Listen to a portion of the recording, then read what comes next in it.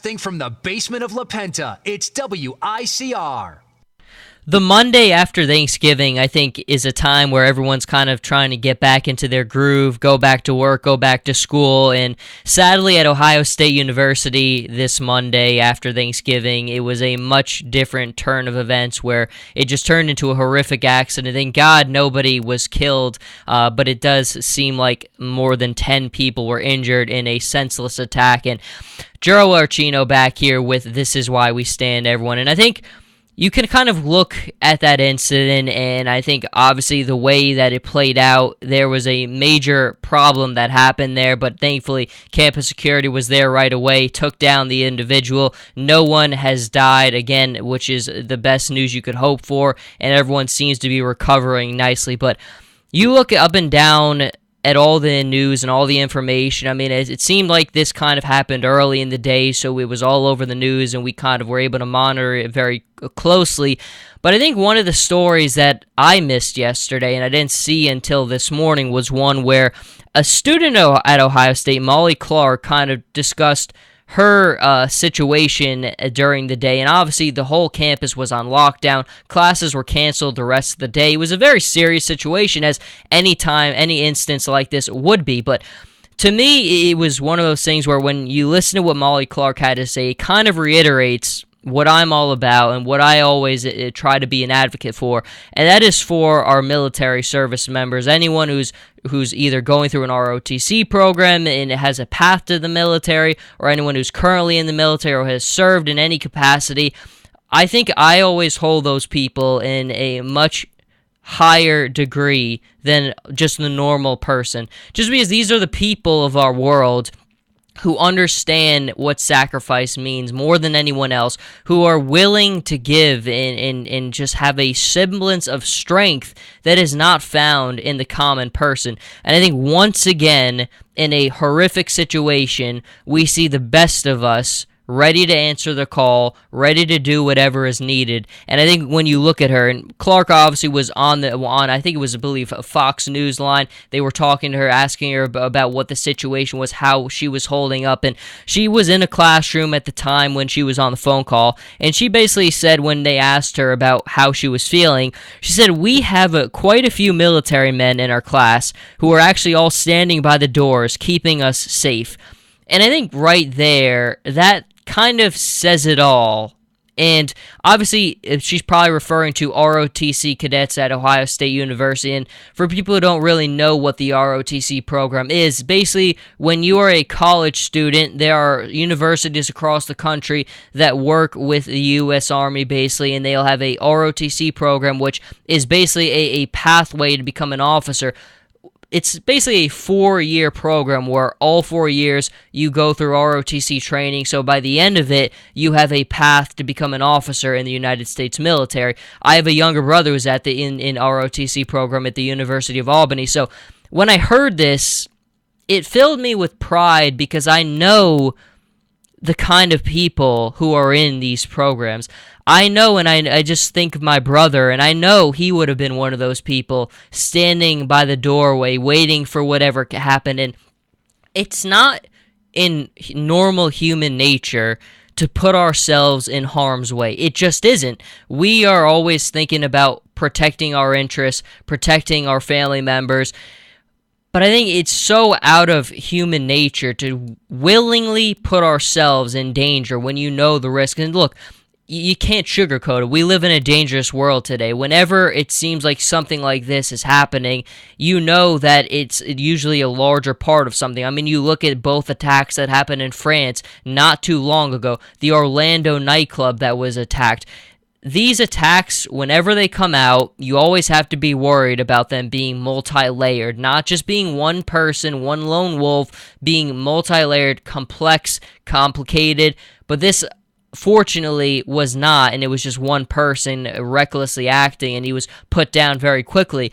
But to me, I look at this situation and it just continues to advance what I already feel. We're a very divided country at the moment. There are protests, there are people who are not happy with the direction of our country, with what's happening politically in our country. And I think that's why now more than ever, we need to look to the military for our strength and for just understanding what we really are all about. And what we really are all about is people like that, who Molly Clarke described. The people who there was danger looming, and they willingly stood in front of the doorway. They didn't know what was coming their way, but they were going to do whatever they had to protect the other people in the classroom. And I guarantee you that you go to any university across the country, any ROTC cadet would have done the exact same thing.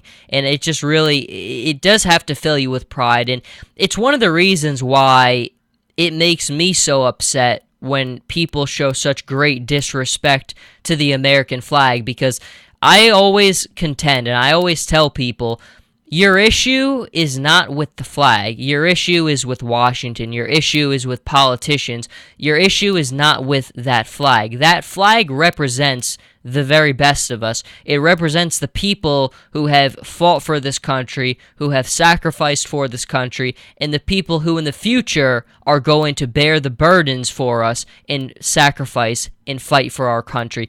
That's who that flag represents. And that's why I think people always get their ideology so mixed up. People are so filled with hate and anger that they don't stop and think, who is my real enemy here? It's not a flag. It's not the people who defend the flag. It's the other factions who have created situations that make people feel like their voice isn't being heard, or they're not living the best life that they can, or that they have been oppressed in some way.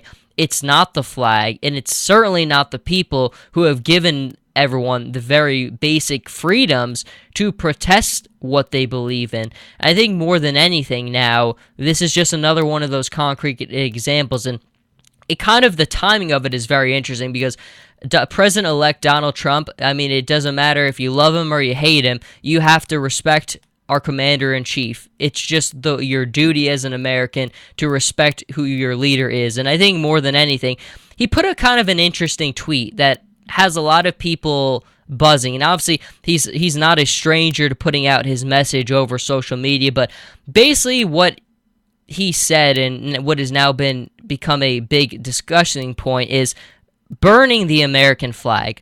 What should happen to an individual who goes out there and burns the American flag at a protest? And I'll read you exactly what he tweeted out. He said, "Nobody should be allowed to burn the American flag. If they do, there must be consequences, perhaps loss of citizenship or a year in jail." Now, I think first off, you have to ask the question, is it legal to burn the American flag? It is legal. The Supreme Court had a decision on it 5-4. It is protected under freedom of speech to burn the American flag. But I always say this as well. Just because you have the right to do it doesn't make it right. And I think that's exactly what this falls into. And I think what it really does come down to so many times is just having a conversation with people and explaining to them what that flag really represents. The flag does not represent what everyone thinks is holding them back in life, or the social injustice that people feel. It truly is and always has represented the sacrifice that has been made to build our country, and it most importantly represents the people who have sacrificed with that flag, holding that flag up. And one of the series that I do is called This Is Why We Stand, and it basically goes through and we look at people throughout our history in the military who have just given the ultimate sacrifice, defied odds that just boggle the mind, all for our country, and they all did it for that flag. And to me, that's the conversation that I always have with people, and teachers have come up to me and have kind of talked to me about that, because more and more they see students not standing up for the Pledge of Allegiance and other things like that. And I think to address that, you don't need to directly say anything. All you need to do is quickly just go on the internet, and if you do a quick search, you type in D-Day, you type in any of these situations. I mean, if you showed anyone the first 10 minutes of the movie Saving Private Ryan, and then you explain to a young student that's not a movie. That's real. That's real life. And I'll never forget one of my professors talking to us about when he was working in the media industry, and he was one of the people working for a network that had something to do with making the movie, and they brought veterans who actually on D-Day to see the movie when it first came out, and he just said he would never forget the tears coming down their eyes when they saw it, because that's real.